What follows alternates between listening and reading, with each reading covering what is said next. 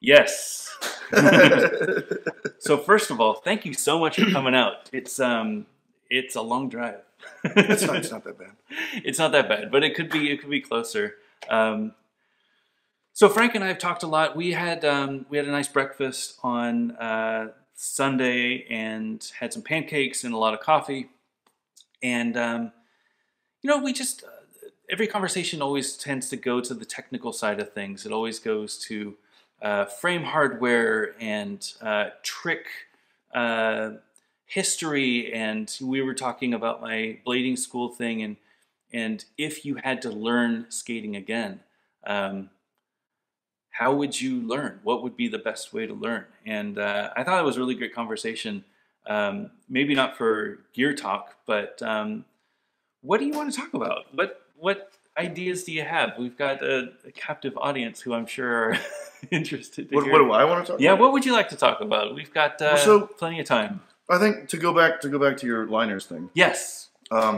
Because that's sort of your main topic for the evening. Sure. I think it would be really, really cool to figure out a way to let people figure out the volume of their foot. That would be really cool. I mean, you could do it with like a bucket, and you fill it with water, and you put your foot in. Yeah. And you find out the volume of your foot. And I think it would be cool to start trying to push skate manufacturers and liner manufacturers to publish a volume. Interesting. In addition to, because that's the ball game. If you're trying to size up or size down, you need to know the volume. So if you've got the Valo, if you've got the them skates, you can't fill the skate with water and then stick your foot in it. Right. So then you need something else. So can you do it with packing peanuts or bubble wrap, or like there's got to be some kind of a way to dream up where because a great piece of advice, which is obviously good advice, to go to your skate shop. Number one, support a local skate shop. If you've got one, for God's sake, go buy stuff from those guys. But number two, that kind of falls on deaf ears a lot because most people don't have a shop. They won't have a skate shop. And so, part of I'm in a worst case scenario where I've got a foot that's in between sizes. Yeah. And so not even the question of sizing up or sizing down, but like I'm an 11.5. And so the 11, 12, how's it go? Like the 12, 13 shells in some brands don't fit me. Yep. And the 10, 11 shells are too small. Yep. Given like a stock liner. Yeah. Particularly like with the them style neoprene toe. Yeah. It's hopeless. You're not nobody makes this skate for you. Somebody, But so somebody can figure out a way to measure volume without using water. You can measure the volume of your foot easily with water. Make a mark on a bucket, put your foot in the water, see how high it goes up, and then do the math from there. That would be fairly straightforward. But to find out liner volume, that could, this is gear talk, right? So we can nerd out all the way, tough. Right? It's still a difficult problem that you're trying to solve, and probably. What I think would be most interesting about it is that you're really talking about a tiny difference in volume. Yep. Even those crown liners, which look amazing, they look like sports cars. And they're also super fat. When you were holding them, I was sitting there hiding behind the camera watching. They're like beefcake, man. They feel like basketball shoes. Yeah. Which is not what you would think that you would put inside of an already bulky skate. You know what I mean? Yeah. It's a very different feeling. But so my question would be, how much difference in volume is there between that and an Intuition? Because that thing looked huge. I mean, you're going to get big differences in volume with people's feet, but like, how much, if you're 1 to 100 units, how much difference is there between an Intuition and between, I don't know. I think that would be cool. I think it would. So my thoughts on that. So I think there might be a way to approximate the volume of somebody's foot by taking specific measurements, right? So you find the heel to your longest toe, because we don't really care as much about your middle toe, right? Assuming that your middle toe isn't going to be super long. Most of these liners, they have that foot, that angle at the end that follows your foot, but really all they care about is the longest toe. the width, like maybe there's like 3 different points that you could test, you know? Like, I don't know. I've never designed a liner. But if you look at it, there's definitely like where the heel is, where the front is, the height of your foot. Like all of this stuff hasn't been, I don't think anybody's ever. Do you remember back in the day when it. you'd go to get shoes in the mall and you'd put your foot on that thing and they would measure? Well, there used to be a time, I don't know if I ever had this happen. You get everything, But it's like distance from heel to the ball of your foot. Yes. And then you get overall length, and then you also get width. It's a clever device. Like it's measuring. I mean, maybe that's the four aspects. Axis. Yeah. Yeah, 4 axes. Maybe that's the answer, especially nowadays. I mean, the solution is to go to your local skate shop, but 90% of us don't have access to a skate shop. There's got to be a way to do it. You know, Zappos sells a ton of shoes online. And I would imagine their returns are not that high. I don't know, but you would think that they've solved that problem. They are a shoe company that makes millions of dollars by sending stuff online. There are, I don't know, I mean, having people that measure their feet and then can compare, I think that might be good. Having reviews to say, does this fit true to size? But even true to size is that's misleading. Nonsense. What does true to size mean? Yeah. You know? Yeah, like in Nikes, I think I wear like a 13.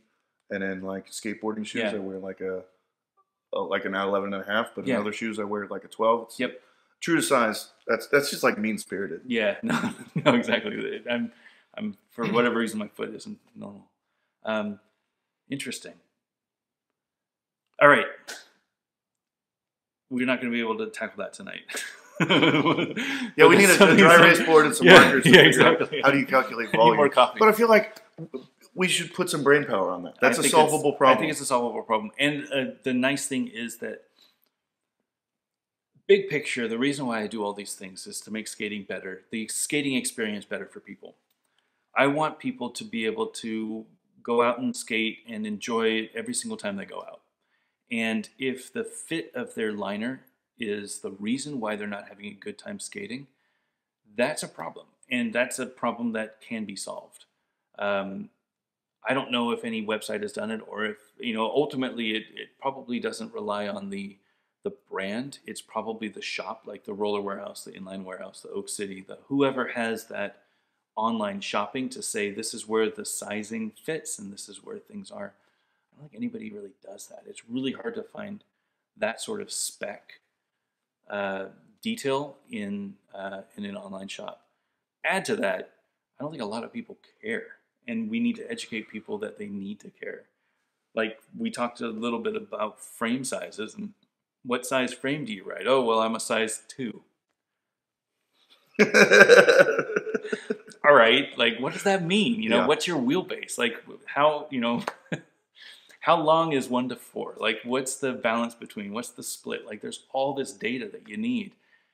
Oh, people don't think about it. Yeah, I think it's the same thing with most of these kinds of predicaments where we don't need to care that most they don't care. Like, if we're the blade nerds, we care, and the 32 people we got listening to us, they care. Y'all care.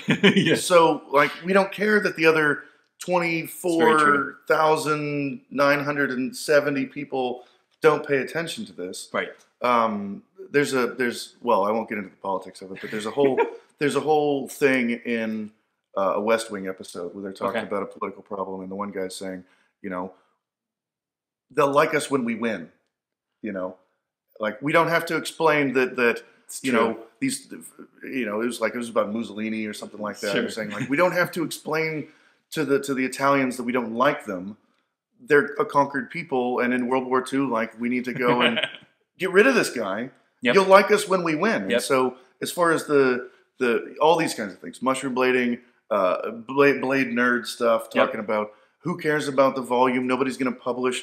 Al and somebody else was talking about, it's called the Brannock scale, that little foot measuring device. Yeah, sure. So, like, it doesn't matter that no one else knows this and that no one else is going to care. They'll like us when we win, when they get a better liner, when they get a better sizing.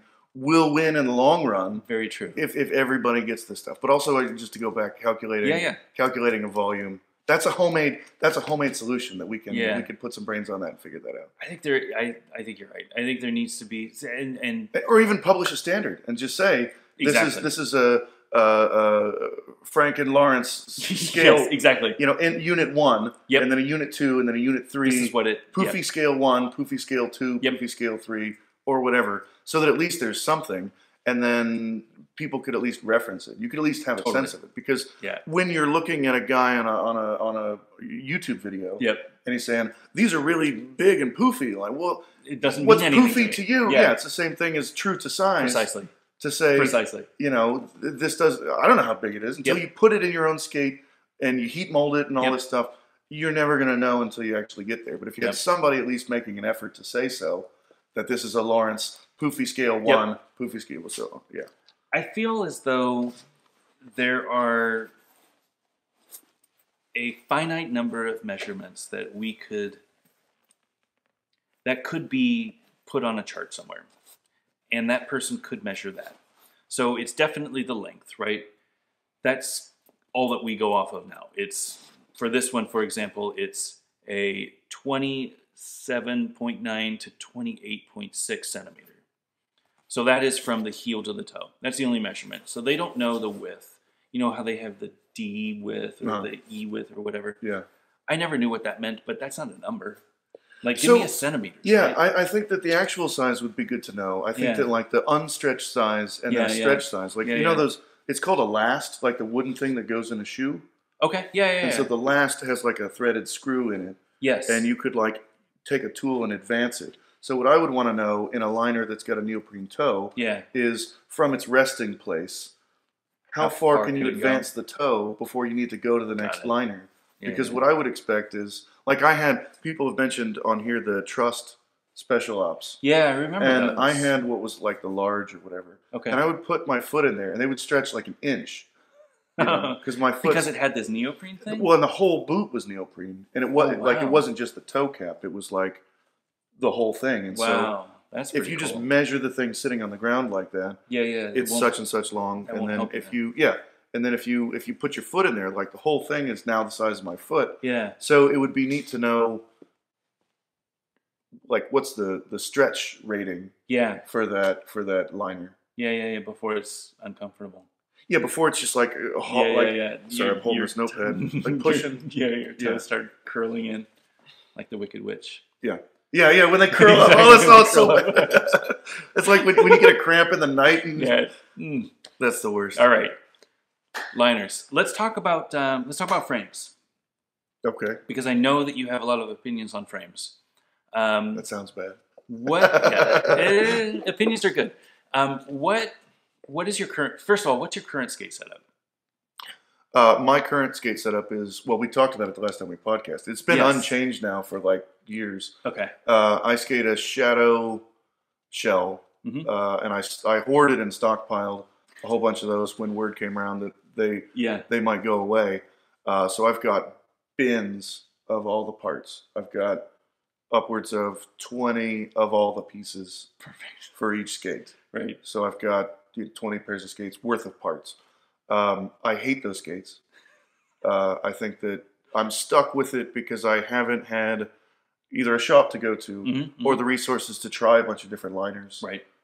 And say, well, I'd love to get intuitions, but I need to make my mortgage this month. And so that's happening, and the liners are going to get pushed off till maybe for next month, and then maybe for next month turns into 2 years. So anyway, so to answer the question, Shadow liners, I wear, or Shadow skates, the 1.0s, not the 2.0s with the cuff thing. I tried the cuffs, the 2.0 one, and the forward flex is like unskateable. What I've heard is that if you drill out holes and then put T-bolts in, so you eliminate the ability for the cuff to hinge, you can cease that forward flex. Okay. Sort of like the way that the old Solomons, are they available? Have that sort of, around here they have these like riveted down in the back. So there's a tiny amount of forward flex available. But it's not too much. If you cut this off, the thing would just flex out of control. And that's basically what the Shadow does. Interesting. So if you basically just drill 2 spots right here, put 2 T-nuts in, you eliminate all that forward flex. Got it. And people have said that that's a workable solution. Huh. Anyway, and then I ride, what do you call it? Kaiser Elements. Yep. Which you've got a pair of Yeah. up there. Actually, are those a large? I don't know. You might have to keep an eye on these while I'm here. 'Cause I've stockpiled. Let's see. Let me hold these up high now.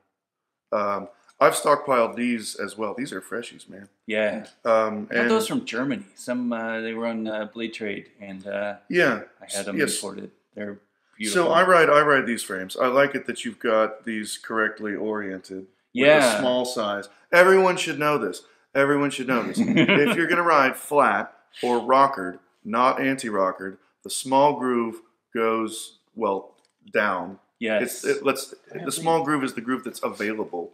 You won't really be able to see this, but you can flip this H block over. Yeah, he's got it. Look at this guy. Look at the preparation. I'm ready. Look. So this is. It's like his first time here. Right? He doesn't know I do this. This is the frame with the small groove down, available for grinding. Yes. And that's what you would use for a flat setup or a rockered setup, where the two middle wheels are lower, or any combination of the wheels in the middle are lower or bigger, depending on the case, than the outside two. Which is the reason why anti-rocker is small wheels, rather big wheels on the outside.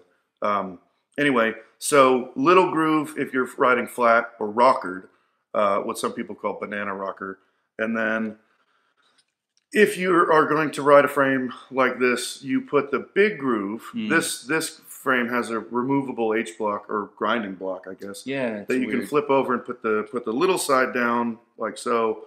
Or you can put the big side down like so, if you're going to ride anti-rocker. And most people don't know that. Everybody seems to think that the bigger the groove, the better and all that. It's absolutely not the case. Yeah. The what are they called? The Valo frames that were like just the generic stock frame that everybody had. Those things had a tiny, tiny groove in them. And a lot of people who skated, people who skated flat love that frame. Because of this really small groove right in there. Yeah. But yeah, so then on mine, to finish out my setup, I ride these with 56 in the middle, 54 on the outside, and it gives me about a 1 mil rocker. But the other thing that's worth paying attention to when you're rockering is that the distance between these two wheels, from how far in to how far out, affects the angle that this will pitch up at. Exactly. So if you move this wheel back, and you've got a 1 mil rocker on it, you're actually increasing the angle that this goes up. Right. So when I'm skating and I'm coasting and I'm on my heels and I'm only skating on these two wheels, this wheel is up probably 4 or 5 mil. So there's no hope of this wheel touching the ground when I'm coasting on my back two wheels. It would be less than that if this gap were smaller. Sure. Because now the 1 millimeter rocker that I've got, the angle is less. It's less pronounced. Precisely. So all those kinds of things play a role in figuring out what you're going to do with your setup. I spent about forever coming up with that setup, but yeah, it works for you. I've had it for a long time now, and back in the day when people would actually fill out their Facebook profile, it asks you for like, where are you from, and all that, where'd you go to school, and who's your best friend, and all this kind of stuff. And then it asks for, like at one stage, it asks for religion. And I put as my religion 54, 56, 56, 54, because I found it and just converted full commitment to that religion. It's crazy. And it's been at least close to 15 years that I've been riding exactly that setup. With a single mill. So why... So this frame will fit up to a 58 flat, right? Yeah, I think so. Or a 60. Is it 50? I don't think These it'll fit a 60. I don't think it'll fit a 60 because it won't fit the 60 in the middle. Yeah. You could get a 60 on the outside. Rub on the blocks. But 58, is that a 58? That's a 58. So but that's pretty close. You would be maybe a 59. Yeah, right? we're talking. This is an impossible thing, but we're talking about the distance between where the screw would go and where the wheel would touch that screw when the frame was installed. Right. It's hard to conceptualize if you don't know it. Why did you go with 54, 56 and not 56, 58? Well, I didn't know that the 58 would fit, but also at the time, Eulogy had a whole set where you had several choices in the 56 size, several choices in the 54 size. I think back when I started hoarding all this stuff, because once I got the setup dialed in, it was just because you got these from Europe. I bought. There's a guy called Merrick who runs Hedon Skate.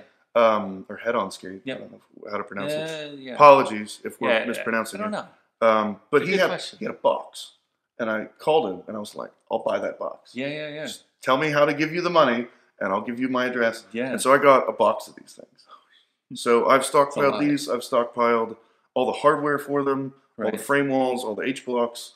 I would like to mill an aluminum one of these to bolt in there. Be really neat. Because that's way cool. And if I were going to make one, it would need to be reversible because I'd never touch the other side. Right. You have your groove. Yeah, that's it. Yeah. And it would stay that way more or less permanently. Sorry, I'm not holding it up high enough. That was one of the things I was going to tell you as a viewer, like, hold it up, hold it up. I was going to make a sign that said hold it up. There, camera's down a little bit. There. That's good. Better. Anyway, that's my setup. So that's an interesting setup. So why did you go with the elements versus anything else? Is it the split? Is it because the wheelbase for that element is higher than, and Creates or 50/50s or anything else that you could have stockpiled in the days. What is it about that element frame that made it your frame? So I like it that it's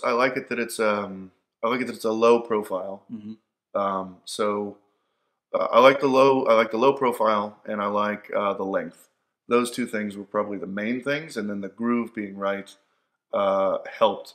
But also, when you have a bigger foot, if I grab this back, when you have a bigger foot, having this rigid aluminum extruded frame, it helps keep the platform of the shadow. Because my shadows, they're cafeteria trays, man. Like they're absolutely huge. Big skate. And I skated them with ground control Formula Ones. Okay. And I found that would be rough. When I was, and I skated them rockered, exactly the same setup, 54, 56, 56, 54. Okay. But when I'm hooking fakie through a bowl corner, I would feel it twisting. Like I could feel it twisting under my foot because there's just so much torsion and twisting and all this that, when you have a big foot, having a metal frame really, really helps with the stability. And so anybody who's shopping around, I don't know if you're probably never going to do those 50/50 aluminum deals. I don't know. It's an expensive investment. Yeah. But it would be the same thing if you were doing power blading, and if you've got a big foot, and if you're going to put it on something really flimsy like a shadow, consider a metal frame, right. Because whether it's big wheels or anything, anything, not having the skate itself deforming, especially when you're going fast or cornering or making turns, anything where you need it's like a mission critical kind of scenario. Which may include grinding. Grinding is kind of mission critical. Although usually you would have the rail or the ledge helping to hold your foot. But keep it stable. And also it helps, these plastics get squishier in summer months when it's really hot. Oh, totally. Especially if you leave them in your car and go to work and you're going to skate after work. If it's 150 degrees in your car trunk, your skate can really start to wig out. And so anything that you can use to solve a problem, like a metal frame, is going to keep that skate from deforming, and that then makes sense. All the rest of your life is going to be better. So that makes sense. Helping to keep the low profile, the length. I like the groove. I do like that you can little things like you have one Allen key access, because these frames are like on a hockey frame or a speed skate frame where there's an Allen key on one side, and it actually just threads into the other side. So this side of the frame is threaded, and so it's a female that receives the axle. So anytime, ever since Fifth Elements with the square bolts. Anytime Anytime I can carry fewer tools, is smart. That's going to be good. And that helps for me. with rigidity. So typically, you'll hear a bunch of names, but I usually call them speed axles. Yeah, I've heard you say that. Those are, like you said, usually aluminum frames because they needed that thread in order to get into. But the less moving parts means the less power transfer that you're going to lose. Yeah. So it's a good thing to have, and that's why I think those frames are very similar to these Kaiser arrows. I don't know if it's the same extrusion, but if you look at the top, it's a very similar look. Like if you were looking top down, you could see that as that same frame. They also have this this grind plate, basically. Yeah, it's a Machio grind plate, full grind plate. This is a very rigid thing, though. The axles meet in the middle instead of. Oh no, that's the worst. Bauer used to do that. Yeah, and they had. Oh, that was the worst. Yeah. Oh, that was the worst. I don't know why. I don't even want to get into that. That's like bringing back childhood nightmares. Of like one screw coming out. Yeah. And you're like out on the hockey court trying to find where the hell. Half your and you're like telling your friends like, yes. Everybody lay down on the ground and see if you can see my screw. It's a very standard Kaiser thing. So their old ones did that. The current ones do that. The Aeons, really? These ones do that. These Aeons. I bet they must have bought. And they're the ones that say Kaiser around the outside. Yeah, you can see them. They must have bought like 1 billion of those things, and now they're just stuck with that. So whoever made that decision, I'm wagging my finger at you. That's what the original super axles were, the 50/50 super axles. They met in the middle. They were 6 mil, and they broke. I don't know that these break, but that meeting in the middle thing, I think that the steel all the way across from one side to the other is the right way to go. Yeah. Is that So I've never seen this before in real life. Yeah. So this is effectively a modified slimline. Yeah. The way that inside goes in like that. It's a slimline. It's an element. It's a lot of different frame ideas put together. Yeah, okay. The brilliance is that with the Aeon, there is no UFS. Right. So you don't have to worry about frame bolts. If you take out this inside, you can see it goes so low.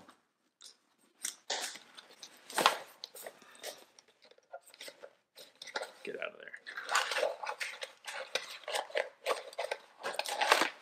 It goes so low that you can actually see the wheels inside the... So I don't know if you can see what he's talking about, but you can the sort of the sole of the skate is so shallow that there's actually a dado that goes through the bottom of the skate. That's interesting. I was wondering why the piece of plastic was in there, and now it's obvious. And it's on all 4 wheels. It's on all 4 wheels. These are the 72 mil Aeons. Oh yeah, okay, yeah. Without wheels, that would be really easy to see. Yeah. So I'll treat you. Okay, yeah. So yeah, you can see it that way. You can see daylight through all those. Yeah. You can see all the people. Very crazy. So yeah, that's again, insane. much respect to Powerslide for doing it. Like it's such a big leap for an aggressive skate to come out in 2016 when these came out, 2015, and not be UFS. Like that's brave. Yeah, very brave. Very popular, and these skates are the skate that I recommend for anybody coming back to blading. I think that the 60 millimeter Aeon is just a perfect compromise. You've got a nice big, like the lunch tray style sole that Frank loves. You've got the big split. I mean, this split is probably the same as the Element. You've got that tight groove so that it's designed for skating flat. It's flat 60. I have 58s in here now, but it can accommodate 61s without any wheel rub, even though nobody makes a 61 millimeter wheel. Comes with a really nice MyFit liner, which is, that heat molded. It's the Skinny Boy. I don't know that I showed, but it's a Skinny Boy liner, so it's a very thin liner. 45-degree strap. I mean, it's really an amazing skate. And they're like $300. They're not this crazy skate, so... The only objection I've ever had to USD is that the cuffs I always thought were hard. They can be. Razor's cuffs and Valo cuffs and Rollerblade cuffs were always sort of nicely bendy. Yeah. And then you can get rigidity in any number of ways by tightening the buckle. Yeah. Or putting something in there, like the way that the Intuition liners have that sort of stiffener on the back. Yeah, there's any number of ways to get it stiffer. But once it's too stiff, you're sort of up a creek with no paddle. Yeah. But So one of the things that I've always heard, Mm-hmm. and I'll probably be putting myself out on a little bit of a limb here, That's what we do. one of the right. One of the complaints that I've heard over the years about the sort of power slide model is that they have an idea Mm-hmm. and they put it out, and if it doesn't work or it doesn't sell or whatever their problem is, they'll abandon it. Sure. And in a lot of cases, like with 50/50, Mm-hmm. you can actually go frame by frame by frame and see the evolution of Yep. this is what we added next, like as if you're just accreting layers Right. onto the development of the thing. Sure. Where, there's no those the current balance frames have those diamond Yes. bumpers. Yeah, juice bumps we call them. Juice bumps. Same, Okay. yeah. On there, but you don't have that on the original Exactly. ones. So you can see that that's just literally which added those, on. And those again were based off of these. Right. So it was the same split. This was the original 50/50 frame, and it was just a flat frame with very similar split, very tight grooves, so that you could ride flat without having any wheel bite issues. And then, yeah, you're right. We kept building onto it and building onto it. And the UFS version was a very similar version from this. Still had the 6mm axles. Then we went with 8mm axles, and we added the juice bumps to make it a little less resistance when you're doing soul tricks, lock you a little bit better on when you're doing topside, stuff like that. It's always a progression for me.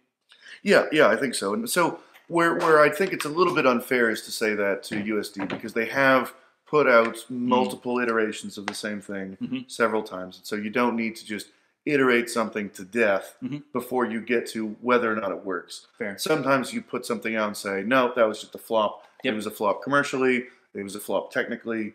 Forget it. Just everybody's over that. Just into the waste bin of history with that thing. But I kind of wonder about that with something like this, where how much more are they gonna spend developing this concept, where it's the frame, it's the boot, it's everything basically but the liner, the cuff and the wheels. Something that's always driven me absolutely insane is that there's never been. Okay, so Razors did this for a brief moment in time, where they actually had soft, medium, and hard cuffs. Yes. And the problem was that those incidentally came in 3 different colors. Yeah. And so with the color technology crowd, people, I want the ones with the baby blue because those are dope. And even though they were probably the squishy ones, right? And they're like, they were the squishy ones. Shit. Yeah, and people were flopping all over the place. But no one was paying attention to the dark blue ones are the hard ones. Right. The regular blue ones are the medium, and then the baby blue is the soft. Absolutely. With something like this, it would be really nice to see aftermarket cuffs. Yeah. Or even cuff options. Yeah. Whether it's cuff height.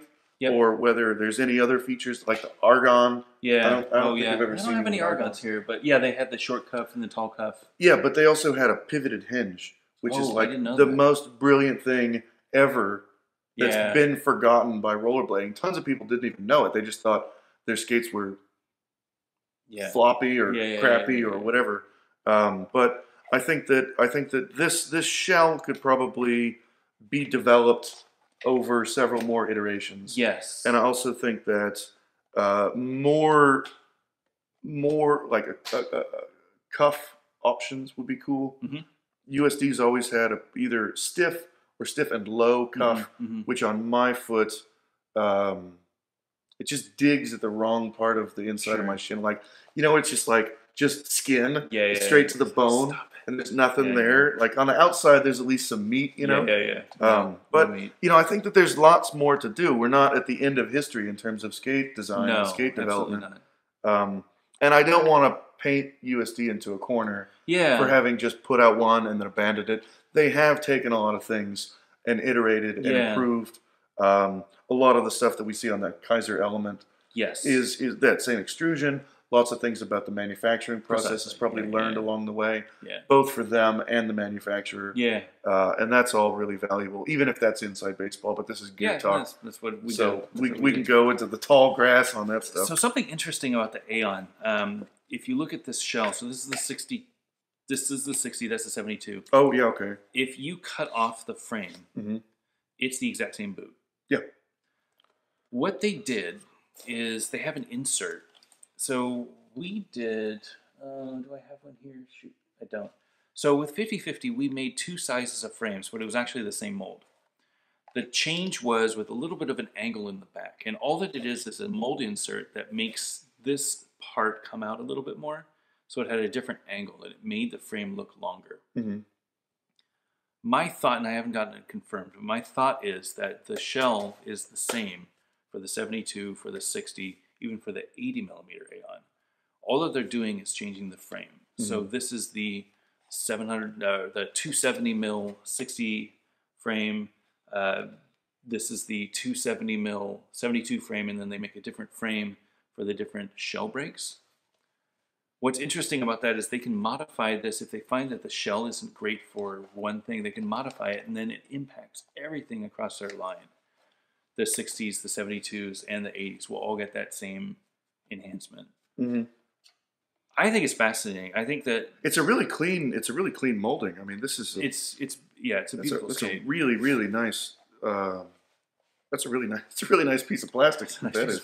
Yeah. I think that they're doing it. I think that this is them putting their flag on and saying that we're going to be here for a while. They're heavily invested in the Aeon as the future of their aggressive skates. I don't know if the 80 is here for long term. I don't have a set of 80s. I don't know what the 80 use case is personally. I think that the 72 is a great size for all around blading, for recreational skating, for aggressive skating, for everything. I recommend the 72s if you're just planning on getting back to skating, 60s if you plan on getting back to do grinder blading specifically. But knowing that UST is investing in that Aeon shell, and this is like the 3rd year that they've come up with new ones, and they have new ones coming out for 2019. I feel like this is going to be here for a while, and the little tweaks that they've made, new cuffs, new like little designs and stuff, I think that this is the beginning of again, against the one and done sort of Kaiser Elements thing. If they don't hit it out of the park, maybe it's not a big deal. Maybe they just happen to hit it out of the park. Yeah, I think you're right. I think iterating this, I mean, you can already see differences between these two where there's no bumpers on here, and those have the bumpers. Yeah.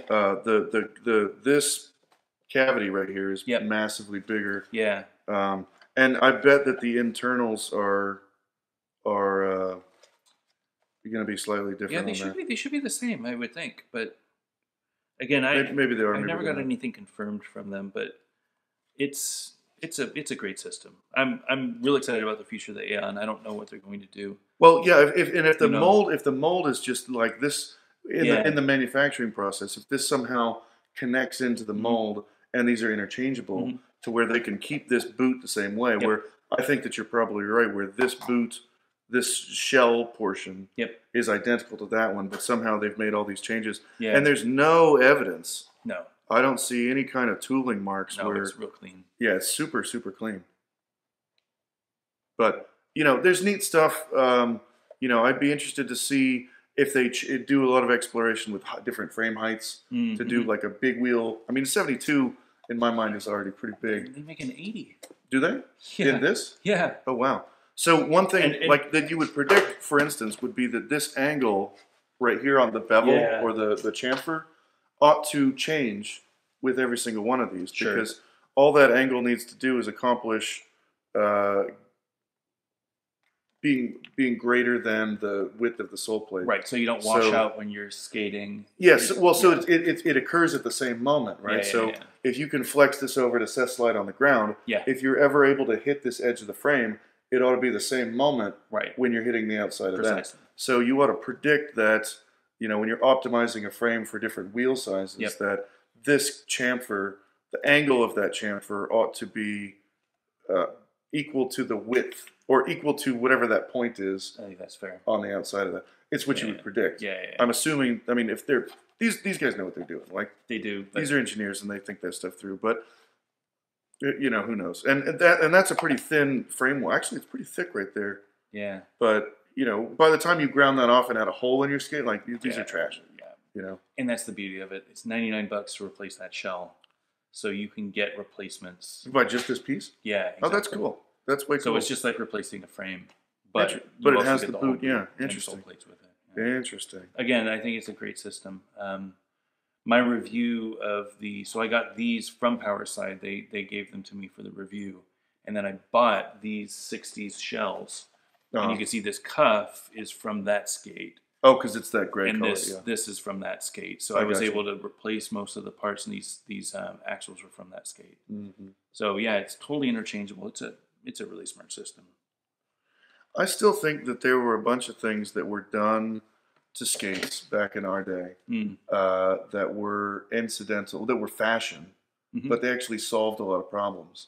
I've talked here and elsewhere about the grind plate itself solving wheel bite problems, because we don't grind like skiers. We grind with our feet at an angle. Yeah. And so when you turn your foot at an angle and you put it on something, if you're putting it on a grind plate where you're adding, thickness to right here, what you're effectively doing is lifting the frame off. Yep. And so the way that most people measure width is with their fingers. Yeah. And they say, it's a 3-finger gap or 4-finger, or however big it is. The thing is, if you're turning the skate to an angle, you're actually, I don't know how to say this. It's like taking a wheel and making it into a conic section. Yep. Where what you're doing is, by turning the wheel, the ledge or the deck of the coping or whatever will be encountering that wheel at a part further down the radius. Yep. I don't know if that makes sense. Yeah, no, it totally does. This would be a great opportunity for a dry erase board. Well, and that's where wheel profiles comes in, right? Yeah. So a more blocky, like the Elements ones, or like, you can compare this. So this is a Conjure 58 millimeter wheel. It's a very square profile. Yeah. Versus there's a good one. Where's my dead wheels? I think I have them on, unfortunately. Oh, I can go even further. So there's this. This is a 58, and then there's this. This is a 60, probably 58 by now. And the profile means that when you're skating, this is going to stick out a little further, because that flat area is going to hit the deck of the ramp or the top of the ledge or whatever first. Another one that I found. So this is a hockey wheel. Look at this profile. You guys can see this a little better. So this is a 59 millimeter Lebeda Rink Rat, and 5974A. That thing's crazy. But imagine that. You would just slide, right? I mean, there would be no wheel bite. Yeah, maybe. I mean, the wheel bite is this edge. Is the same reason why we can do slides with our big wheels, and we do parallel slides, and we do magic slides and such. But it's harder to do with these because they've got less surface area. They don't slide on it. This, you could slide on it. I wonder, I don't know. More experimenting needs to happen. I think, sure. But so I think that the grind plate was solving a problem we didn't know we had. Yes. And I also think that what we used to do was actually take a knife or a razor and cut out the shape and make it bigger, and then put stuffing and extra tongues and things like that in there. Yep. So that this was getting wider, the sort of the opening on the top. Yep. So and you're also adding padding, so that when you tie the laces tight, the laces don't hurt the top of your foot. Yeah. But because you're stuffing your foot in there with all these extra tongues, that comes all the way up to here, and you're actually preventing heel lift without requiring a heel strap. Oh, interesting. Yeah. So you've eliminated, so you've got no wheel bite, and you've got no heel lift, and you've got a super cushy skate. Yeah. And it's just fashion, but we were solving problems then. I mean, we didn't know we had, and then now you take all that stuff away, and you make a really skinny liner with a thin amount of padding to downsize and solve problems that we have now. If you have to lace these really tight, depending on what laces you have, it can hurt. Oh yeah. And depending on how bony the top of your foot is and stuff like that, so it's like out of the frying pan into the fire. Yeah. Where we solve one set of problems and we inherit a new set of problems. That's so funny. But back in the day, we'd actually solve problems that we will have now. We didn't have then, and it wasn't. No one sat down and figured out, okay, put a grind plate on there and it'll solve the problem. Yeah, we didn't even think about it. The grind plate was solving an earlier problem, which is how do you grind at all? It just happens to be also adding to and the big wheel fat bite. ones, like the big fat CDS and the Senate aluminums and all those things, where you're talking about 1/4 to 3/8 thick. Where when you're talking about turning that and then therefore lifting this off the coping, you know, you're getting some kind of an exponential return. Where you're moving the sort of incident rate or the approach angle of that radius profile, so that you're taking what would be a 3-finger gap and making it into like a 5-finger gap, because you're encountering the wheel, you know, way further out on the edge. Precisely. Than It's hilarious that you bring that up. The best skating that I remember was the best skate that the best skaters skated that I remember back in my heyday was the classic throne, right before UFS. Okay. With the second generation, not the first gen throne. The first gen throne had the tight lacing, but the second gen they opened it up, right? Yeah. They had the puffy tongues, right? Remember where they had the... They came with the second tongue that you would put in, just like you were saying. They had 50-50 frames. So it had that juice system. So it had the flat skating thing with the tight groove. And they had grind plates. And they were probably riding 55mm wheels. Yeah. That was it. Those were some right? Yeah. You had no wheel bite. Like Forest Fire days. Yep. And Coup d'etat and all that. VG7, VG8 era. So you had no wheel bite. You had a perfectly flat sole. You had a wide sole area so you could do topside tricks good. You had that puffy tongue so that you didn't have a 45-degree strap, but you didn't need it. You didn't know that you didn't need it, but you didn't need it because you had that extra padding on top. Right. Actually, I can do this right now because I think you have these things. Sure. If I can grab these guys. That one's busted, or this one's broken too. Is that one more available? Where's the other one? Oh no. Wandered off. So. I was looking for the liners. I have the liner here. Is it out? Yeah. Oh, you did because you took it out during the other part. Yeah, I got it. So, old liner. So these old liners, these guys here, the old rollerblade liners. This piece right here, the upper part of the tongue, has a seam right across here. Right. And this was the best tongue ever to stuff with because it had this sort of plasticky vinyl on the front. And it was also really nicely padded because it was meant to be at the top of your shin. Sure. And the other thing is that this stitching actually keeps this thing intact. So the way to make this piece into the stuffing was to cut this tongue off down here and then poke a hole or two down here to actually attach that either to your liner or to the inside of the skate with T-bolts or something like that. But anyway, this was the perfect thing to stuff with because it was padded in a nice way. It's actually designed to be a liner. And to put a tongue, albeit most of us were doing it for aesthetic reasons or fashion reasons or whatever, or peer pressure reasons. Right. Some of the stuffing went right. I never stuffed, so okay. Well, I wasn't one of the cool guys. I loved it, and I thought it was amazing. And I had made a pair of these from my the first pair of Tarmac CEs that I ever had. Oh, nice. Yeah. And it was a slight improvement over this generation because this is probably a good couple of years before the Tarmac would have come out. Yeah. But the thing that was really I used hockey laces. Sure. So the thing is, you could cinch those down really tight, have it still be poofy, but then it wouldn't hurt your foot. Sure. Because there was enough rigidity to this vinyl. It's perfect. And so these things, if you found some of these things in the thrift store for $9 or whatever, you could buy them just for this thing because this is the best part ever to stuff with. It's so funny. And it's so wide that it wraps around nicely, and it was incredible. Like, that's great. This is the best. And I think that the USDs and the K2s that came with a stuffing tongue, really missed the point. Sure. Where plenty of us had got into it for fashion reasons, but then discovered that this is great. This is actually great. Yeah. And so I actually kept using that and kept stuffing right on through Shima 2 era. Sure. Probably beyond that.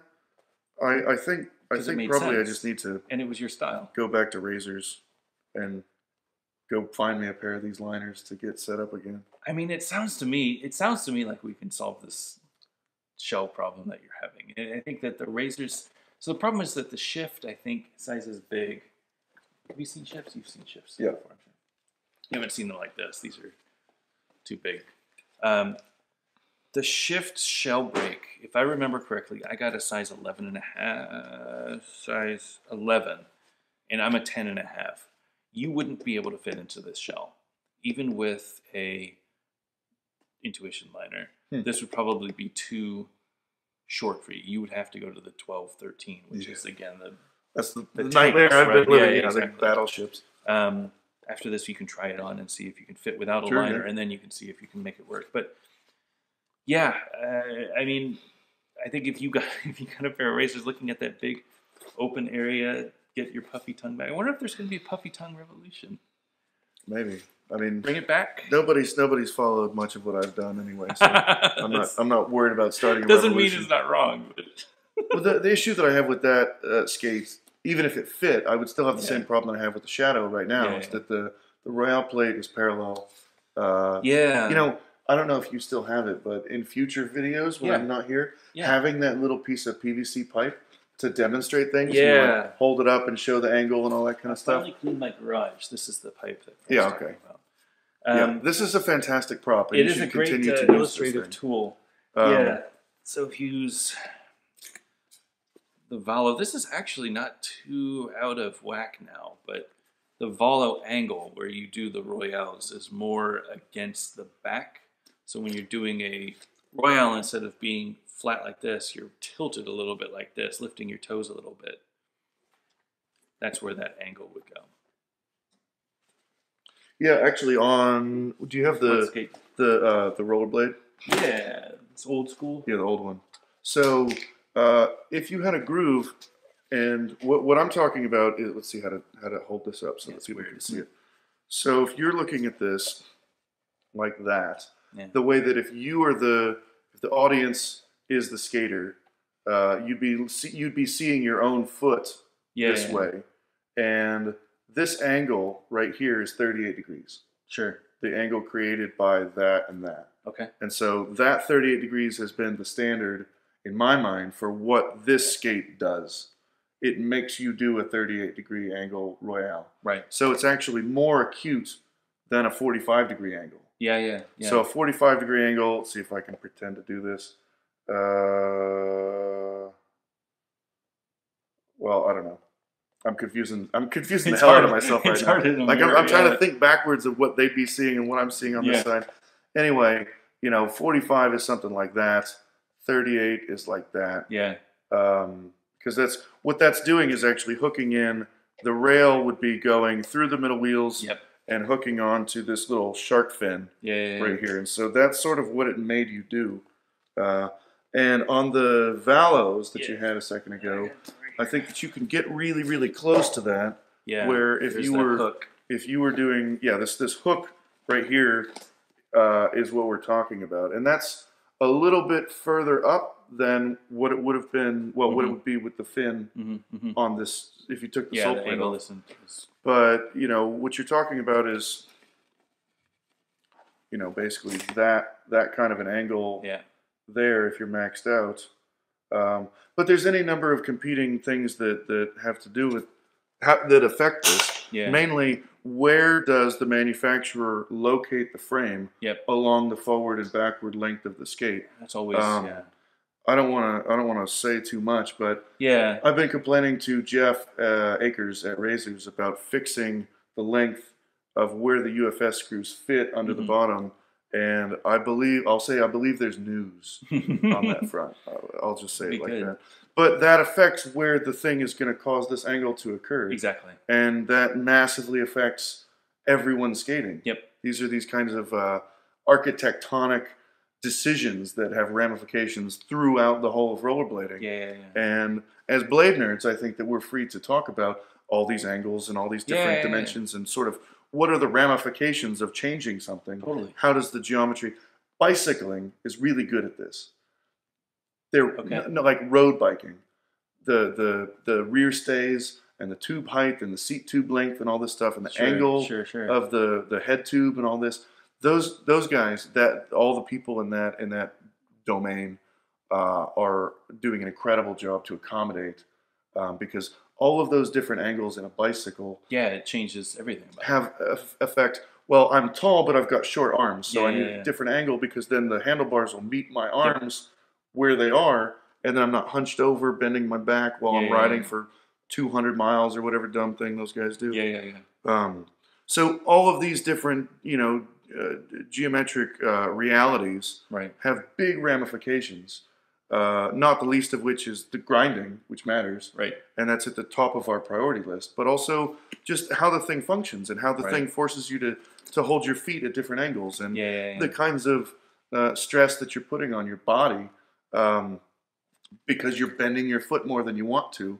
When you were saying that you think that the best era of skating is like that second gen USD throne era, I really liked TJ Weber in the Oxygens. Oh yeah, he was just really bendy. And he was really pronounced. So like you watch TJ Weber do a Soleil, and it just looked like a perfect version. To add to that, Champion doing Soleils. Champion same was thing, great and too. he was on the same Oxygens. Right.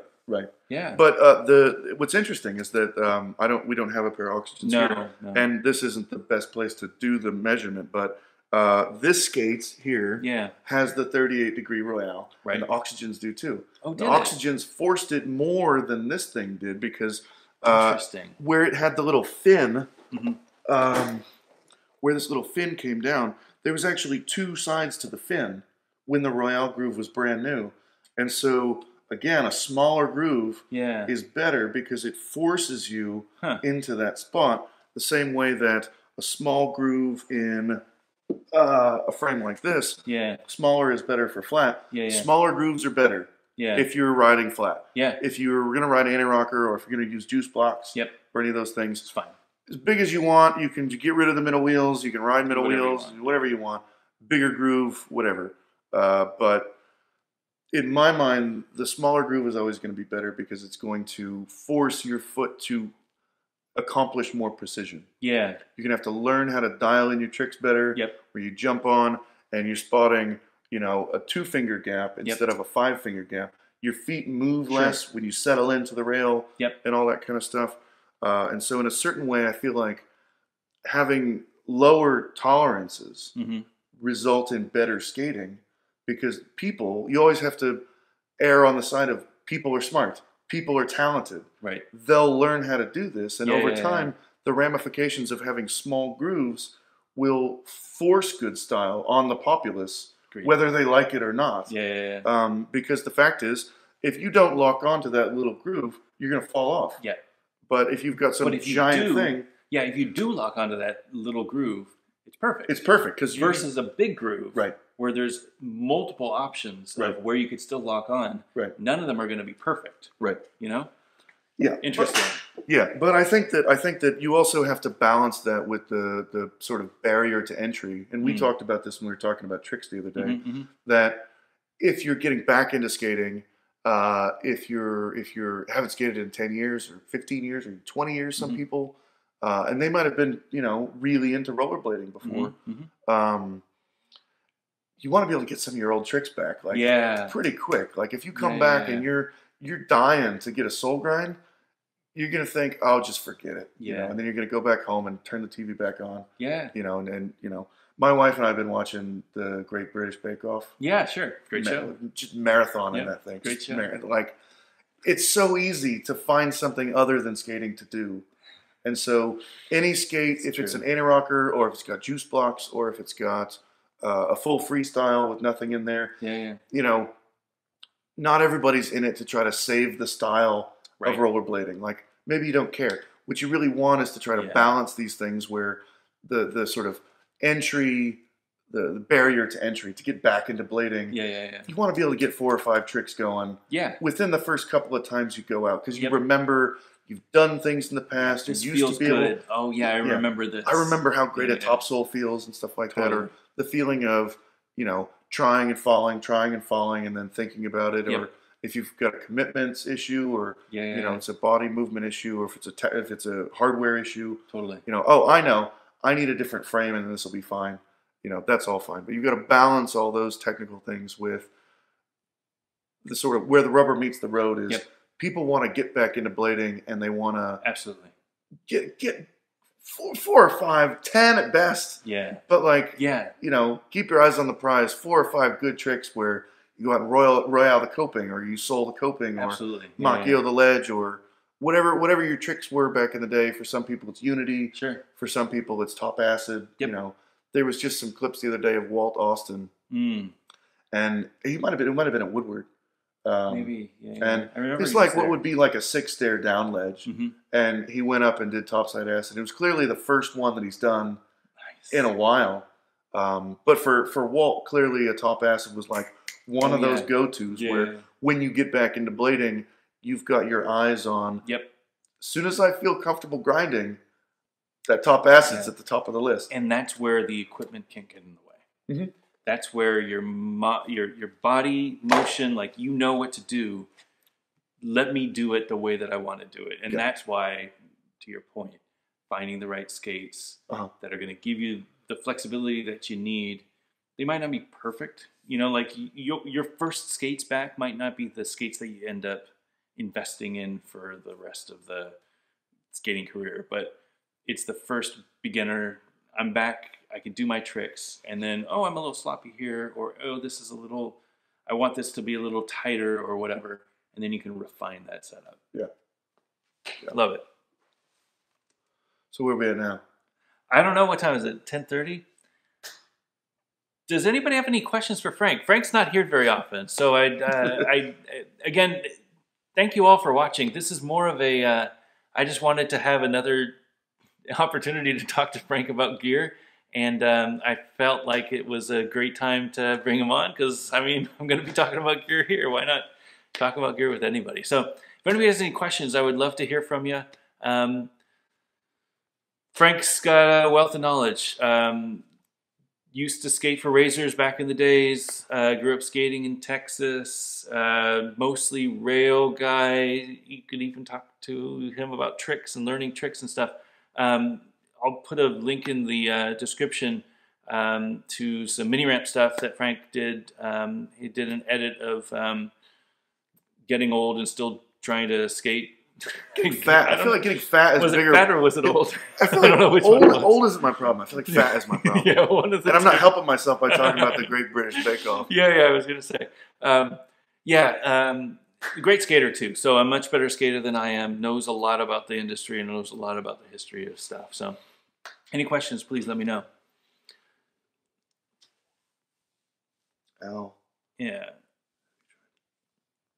So Al asks, have you tried the 1112 shell Aeon or the V13 1112 shell? I don't have those here, but... So I haven't tried, Al, I have not tried the Aeons at all. That may change here in the next half hour or so. See if you can fit them in. As far as the M12, so I haven't actually had tried any of those lately. I think the biggest concern that I've got is that the information, the knowledge that I have is old knowledge, and I think that it's so old that my foot is actually a different size than it was when I was 20. I think that my foot's probably between 1/8 and 1/4 of an inch longer than it was, and I think that that translates to something like either a full size or a half size. I can't remember which one. But those are probably good skates for me. The Cults, I think, are possibilities for me. I always skated those in the past, and I really, really like them. With the, again, like I said, the possibility of some news from Jeff. I don't know if he's made an announcement or not, but I don't want to get the cart before the horse. So I'll just say that if there's news having to do with that mold having slight changes, that would definitely affect me going back to a Razor skate with the narrower skate with the more pronounced Royale angle. And actually, Jeff was nice enough to send me a small box of the old style Royale plates, the sort of upside down Nike swoosh. Rather than the Elliott plate. The Elliott plate, which was the forward. Yeah. What was that all about? That's how John did it. Is it? Yeah. Oh wow. But what I don't like stylistically is the Nugan or Farfanugan or whatever. Yeah. Full torque, some people say. Do it. Where the toe points out and it almost starts to Yeah. look like a Mizu. Yeah. For a backside Nugan. Yeah. I just think it looked really dooky. Yeah. And like that's fair. Plenty of people do it that way. Plenty of people have done it. Like a good point to make is you look at Fish and you look at what's his name from Idaho? Eric Bailey. Yeah. Both of them do a front torque where it almost looks like it wants to go fish brain. It's like almost like the front foot is pitched, the toe is pitched forward and then out. So they're grinding on almost like the ball of the pinky toe part of the foot. Yeah. Whereas very boot versus toe fish or toe torque. Yeah. Rather than what I would do is almost an alley macchio, where the foot comes back so far that you're basically leading with the heel. Yeah. Because I've got that 38-degree toe pointing that way. Yep. So the way that I do it is more like an alley macchio. Front side. Front side. Right. Yeah.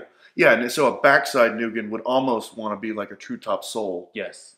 You know, where it's come around that way. Yeah. And that foot's just almost a top sole. Yeah. But I always found that it slid really well, and that for me, my foot would go into that position. I think where most people stick on Nugans is by jumping on and then bending over. Yeah. And then when your foot bends over and you catch boot, you tend to grip and get thrown over. Totally. Whereas if you jump on and you've put the boot down, the instant that it hits, it'll slide perfect every time, and you could stand on that and you could balance on that. Yeah. And you can safely feel any resistance in the rail or the ledge or the coping or whatever. Agree. Same goes with Royale. So if you jump on Royale and you try to roll back, like you jump on front side, right, and you say, "Oh, I'm going to go Royale," it's like you're going to eat shit. Yeah, that's not the way you're going to slip out. You're going to stick, and then you're going to do that. Yeah. I feel like that moment where you go Royale and the back foot sticks and your feet like flex into front side. Yeah. I feel like some of us sooner or later are going to ruin a knee, like blow out an ACL with that jarring motion where your back foot catches and your leg just gets yanked, just wrenched into a front side. It's a weird feeling. You're right. And I've felt that a couple of times with getting wheel bite on a back Royale. Right. Particularly like a really sit down back Royale. Yeah. And to get that back Royale leg just yanked into like a UFO. Yeah. Ooh, on a cold night, like that could be it for your knee, you know? Yeah. No, absolutely. Ugh. But long story short, that was my shaggy dog answer to Al's question. Which is, no, I haven't tried the Aeons. Kira's asking if I tried. There was about the C-Chick. I haven't tried those. No, I've been stuck on these. Yeah. No, I'm sorry, everybody. I haven't tried anything. I suck, and I haven't. It's not like there's skate shops to go to. There's not skate shops, but like I haven't bought anything.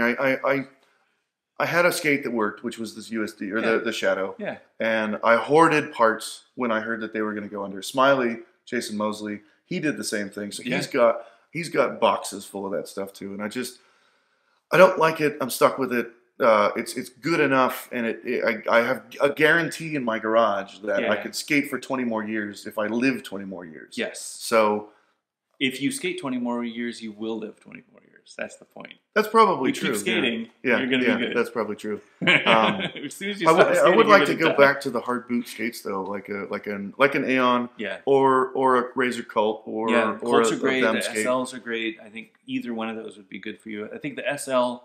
Did you ever skate the SLs? No. So the SL is like what I would characterize as the Genesis style, and I almost feel like the shifts.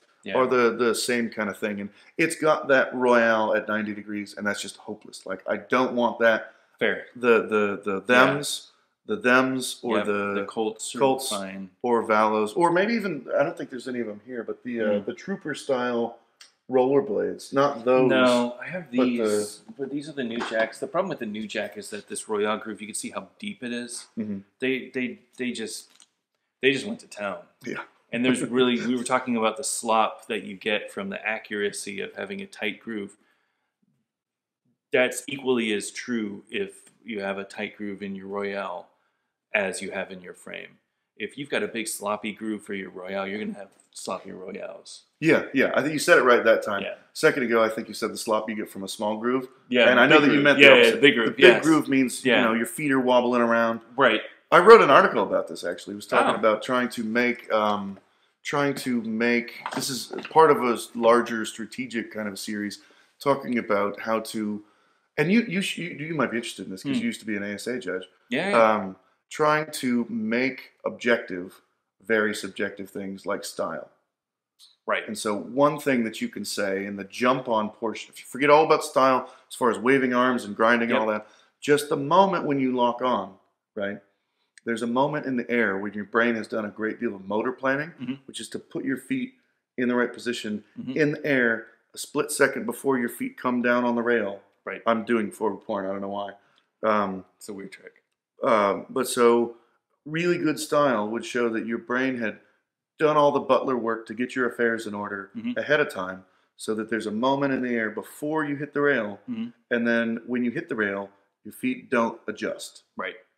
And you can tell that, like a human brain in the N400 time span, the 4 milliseconds, can actually perceive that level of motion. And you can tell whether when somebody jumps on, there's like a little adjustment. Right. Like you can just tell in an instant. And you can tell at a distance whether there was some movement there, or whether you just jumped on and your feet were just there. Right.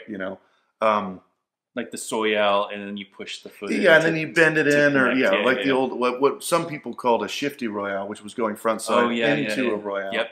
Shifty and royale both have plenty of differences, but it's the same thing. A lot of people do that with Nugan, where they jump on and then bend into the Nugan. Yeah, and lots of times they're like lifting an arm up some crazy way. I do it a lot with topside tricks, and the reason is that when I land topside, I have a really hard time landing flat topside, so I'll land and then I'll push my foot down. Yeah. You know what I mean? So it's it's a two-step process. I know that there are people like John Julio, for example, who just land topside. Right. And that's where I aspire to be. Well, so on that note, I think that something like a Valo would be great, because if you skated this with a tall frame and a relatively non-cafeteria tray sole plate, what you find is, if you don't get over far enough to hook on, it just didn't work. So the only times that it does work are when you're over far enough ahead of time. So if you do that over and over and over, what you'll find is your top soles get dialed and dialed, more and more, and that your style would get better because your performance is getting better. Totally. Because you jump on, the thing hooks on, and there's no movement. You don't hook on and then bend over to flex it out or whatever. It's just there in the first place. Agreed. And I think that in general, small grooves do that. And small soles. Small soles. Small soles, small grooves. And it's funny because it's the opposite of what everybody asked for. Oh, totally. Everybody for years was saying shorter frames, bigger grooves, wider sole plates. And then the industry manufacturers, the brands and the companies, made all these things. I mean, look at me in the freestyle frames. Yeah.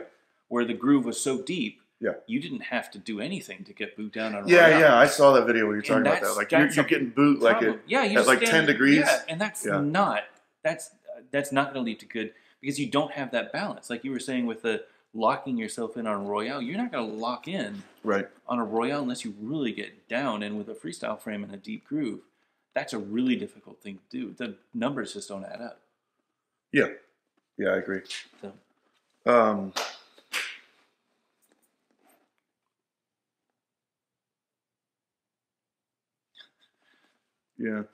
I think that the V13s are a big part of why. What's his name? I'm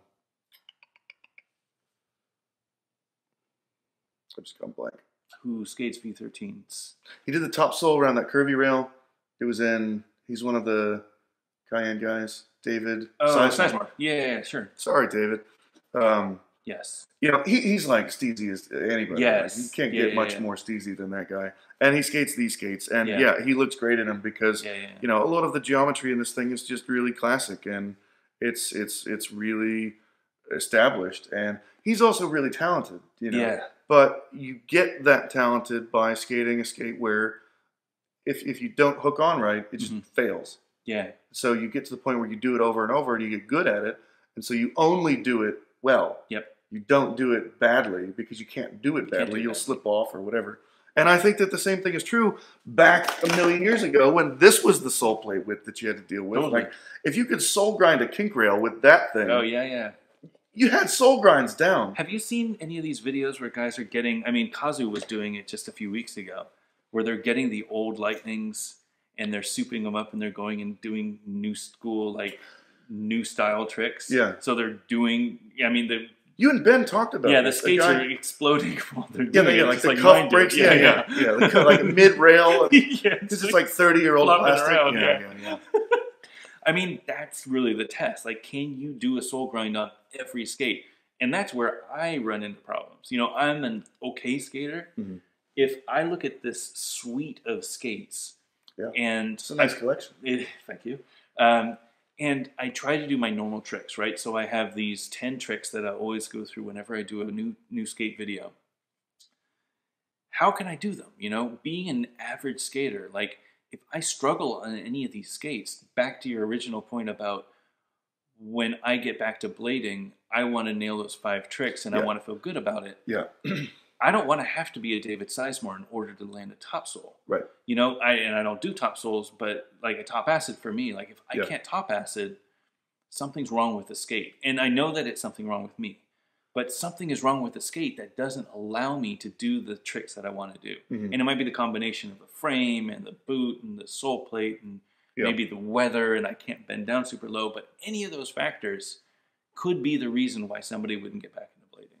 Yeah. So that's always in the back of my head. One of the things that I think that's really nice, though, is that the sort of the range that's available is such that if you just need to get the top acid done to feel like you've done rollerblading today, get yourself some shadows. The sole plates are 6 inches wide. Yeah. You know, I could shadows with some balance. You know, I could lock on Makio from here, to the rail at my house, because the things are, you know, 2,000 miles across, you know, for sole plates. You know, and that's great. And so I think that if you're just trying to get the job done, you're just trying to get a top acid done down this coping or across this rail or whatever. Go for what's going to get the job done, man. Right.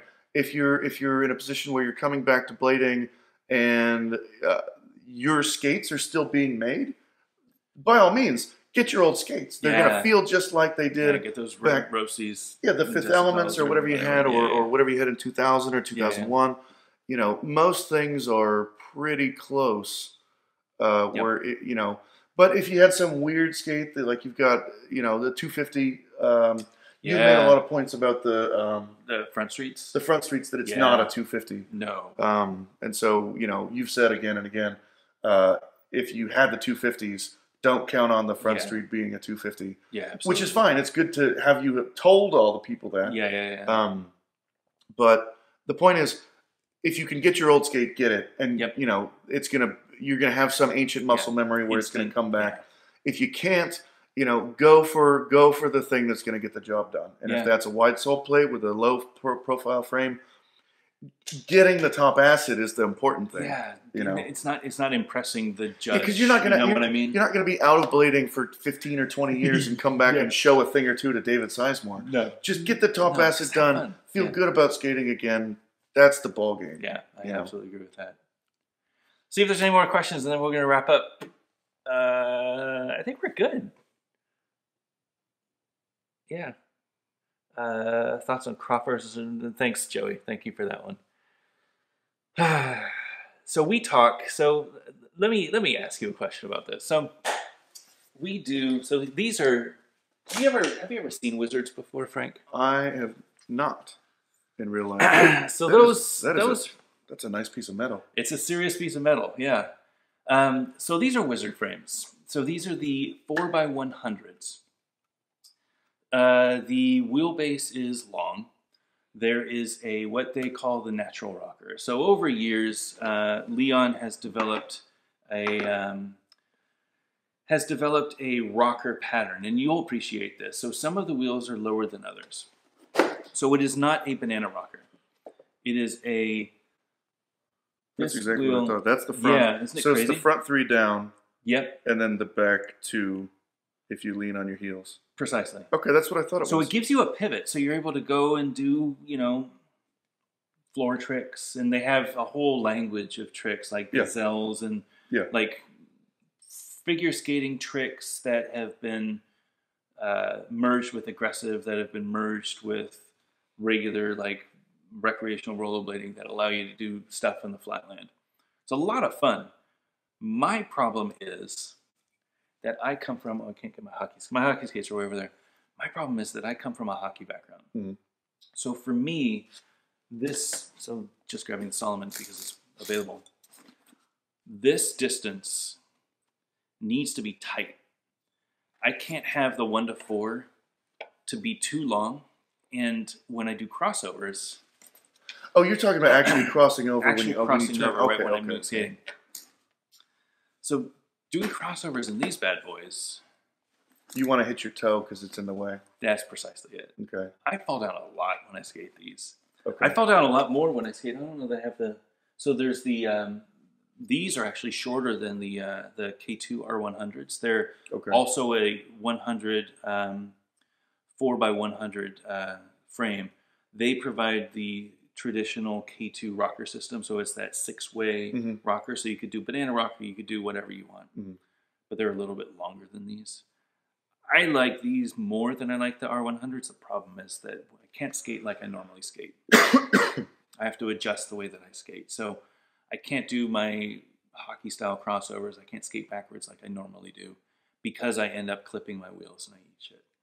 Well, so my question would be, if you were to, so what I'm imagining is you put those on your skates and you skate down the neighborhood. Yes. And you're talking about, making an American style intersection, right-hand turn or left-hand turn at an intersection. Exactly. And you're doing a big big wide strides crossover. Less graceful for some of us. Yeah, but I mean, if you're in big soft wheels like that, like there's more grace. There's more grace than you're giving yourself credit for. That's fair. But what I'm saying is, don't skate those that way. Right. Take those to a tennis court. Yes. And skate them, and don't be doing those big crossovers. The kinds of moves that you see Joey and others doing aren't. They're not cutting across an intersection doing this big long crossovers. No. They're doing fakey slides to forwards and the gazelle and the all these different kind of. 100% agree. So you shouldn't have that problem if you're using that. I don't know in a different way. Yeah, exactly. And that is my problem with these frames is that I want to fully commit to these frames, but I don't want to fully commit to these frames because I love grinder blading. Yeah. So switching between a 50-50 balance frame or whatever frame I'm testing at the time and going on a Saturday to this and a Sunday to the grinder blader setup is a really difficult adjustment. Yeah. I forget which one I'm skating and I end up falling down. Yeah. Let me hold this up real quick. Please, yeah. Just because it's never been clear to me and no one's ever been able to do what I'm about to do.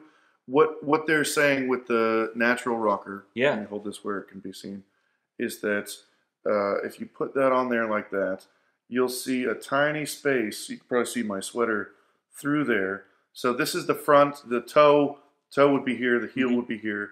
And so the front three are sort of in ascending order where those 3 wheels are spinning. Yeah. And there's a little gap at the bottom.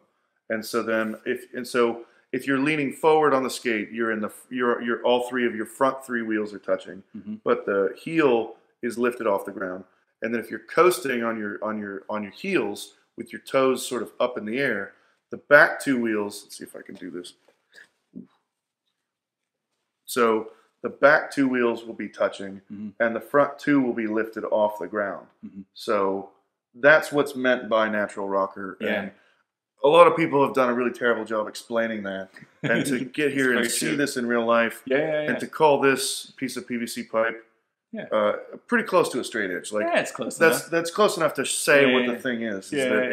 That's what's meant is that when you're in a tack skating forward, you've got a reasonably long wheelbase from 1 to 3. Right. And that's, something like, I don't know, 8 or 9 inches. Sure. Which is probably fairly close to what your wheelbase is, like in that Solomon. Yeah. You're probably pretty close to that anyway. But so in this skate, you won't ever have all 4 wheels on the ground. Correct. You'll have either the front 3 or the back 2, but never all 4. And so you get a lot of contact with the ground on the front three in an attack skate where you're trying to charge and build up a lot of speed. But if you're kind of like coasting, you're sort of sitting back. Maybe you've got your hands on your knees, catching your breath or whatever. You might just be cruising on these back two, and it'll feel way swivelly. You have the maneuverability. Exactly. Right. Yeah. This does not feel like a long wheelbase. Yeah. Yeah. But so then that's just for the actual skating. Right. So this is flat. Right. Yeah. This is a very long wheelbase. These are completely. I mean, it's the same wheel. It's almost the same wheelbase. It's pretty comparable. Yeah. This is for skating distance in a straight line for miles and miles and miles, and it is excellent at doing that. It's hard to turn with these. I don't do crossovers with these. And the point that I make is, when I skate these skates, I'm not in the mentality, in the mindset that I'm going to be doing crossovers. Or I'm in the turning it all. Or turning it all. Skating from here to Charlotte, and that's it. I'm just going straight. And it's like, just let me go straight. Like, get out of my way. I'm skating straight. With those, because I can turn so much, I want to have fun. And I want to feel like I can do my hockey style. Yeah. Not only attack pose, but attack crossovers, right? Yeah. And I can't. Well, so I really think that that what's really cool about all this is that if you're going to go skate for 30 miles in a straight line, get those. That's what they're there for. You know, you wouldn't go skate 30 miles in these. You shouldn't. Right. They're not made for that. Precisely. If you're going to take these out, you won't have the toe clipping during the crossover skating. Go down to the tennis court and try to do some swivels and gazelles and so on and so forth, and you'll probably have a lot more fun. Yeah. And I do. And it is a lot of fun. It's neat that we've gotten to a point where there's this much specialization in skating, where a frame that looks like this and a frame that looks like that, even though to an untrained eye look similar, it's a giant wheel, it's big and soft, it's got spokes the size of a bike tire or a bike wheel. You know, I mean, that's enormous. I mean, the hub is bigger than my wheels. By like a centimeter. No doubt. You know, this is meant for the kind of stuff that Joey and Leon and Todd and all those guys. You can use it in a skate park. They do. Plenty of other people do. Michael Kraft does it really well. But you know, the parking garage sessions that you see them swivel to Macchio to fakie to shuffle to such and such. Like, that's cool. You know, and the open question I think about mushroom blading is whether the kinds of breakthroughs that have occurred in mushroom blading are ever going to kind of make their way back into mainstream grinder blading. And what I would really, really like, and I think that they're close on a number of fronts to developing, is a way for grinder bladers to skate across the platform of a ramp and just use the platform to generate speed to skate a different part of the ramp. So when you've got big, like out in Colorado, there's giant, amazing skate parks everywhere. And there may not be a line in the bowl that you're skating to do what you want to do. Like, maybe you want to hit this hip and go over there and grind a long piece of coping. But there may not be a way to get the speed that you want to do that long grind or to do a big air transfer or something like that. And so what you may need to do is come out of the bowl, skate across the platform of the ramp, and then jump back in somewhere else that you couldn't get by skating in the transition, or you couldn't get the same amount of speed. Have something to do on the flat bottom or on the platform that indicates that it's still your turn. Just because you've got out onto the platform doesn't mean your turn's over. You know, and the way that if you're doing a heel manual or a toe manual, everyone knows that you're not just skating. You're doing a trick. And so you can't drop in yet. It's not your turn. That person's turn isn't over yet. Like, oh, he's still going. He's still doing a thing, and it's noticeable enough as a trick. A trick is occurring. He's not done. He gets store credit for still being involved with the ramp. So it's not my turn yet. But to your point, it needs to continue to build energy. It can't be a slow, like, you can't just do a slide. Toe manual. Because that's just as slow as going out and just doing it in the other direction. There needs to be, and I think that done properly, gazelles and stuff will continue because of the way that you pivot and you turn. You won't lose energy, and you can gain energy by that push. So maybe that's that missing link for the. I think what's really really great about what they're doing is that they're doing a lot more. I think their most hated things that people want to complain on them the most is for the like silly kinds of leg kicks and stuff like that. Yes. But I think that there's something there that shouldn't be forgotten, which is that like swinging a leg, swinging an arm, is what can generate a spin, is what can cause something to happen. And so, even though sometimes they're doing it to mock rollerblading, sometimes they're doing it to mock certain rollerbladers, or to mock themselves, or they're just genuinely like boys at heart having fun on in a way that's wheels just on their feet, hysterical, yes, all the way to the bank. That's fair. I mean, all the way to the bank. I don't know what they're making for it, but like we're holding their wheels. Yeah. And these frames. I mean, it's fantastic. Yes. It's absolutely fantastic. and my point is, there's room in the sandbox for that kind of skating where you don't know what's going to come from it. We don't know what problems we're going to have to solve in the future. Yeah. And so more of everything is better. More liners, more different kinds of skates, more wheels, more wheel profiles, more frames that have 3 down, 2 in the back, all these different kinds of experiments going on. We need more of all of this because we don't know what we're going to have to face in the future. And if you're having fun in the meantime, then like, what the hell? That's the whole point. Yeah, get out of my way. Yeah. So, love it. But as far as crossovers, to answer that from yes, crossovers.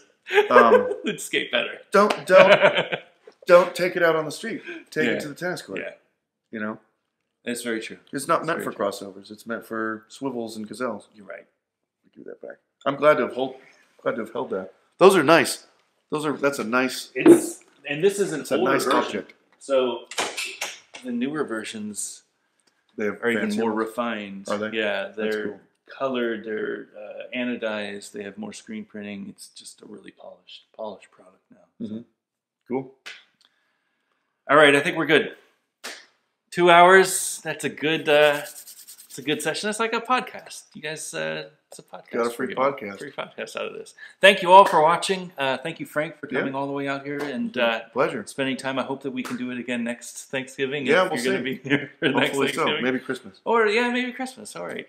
Anyway, thanks everybody. Have a great week and happy Thanksgiving if you're in America and celebrate that sort of thing.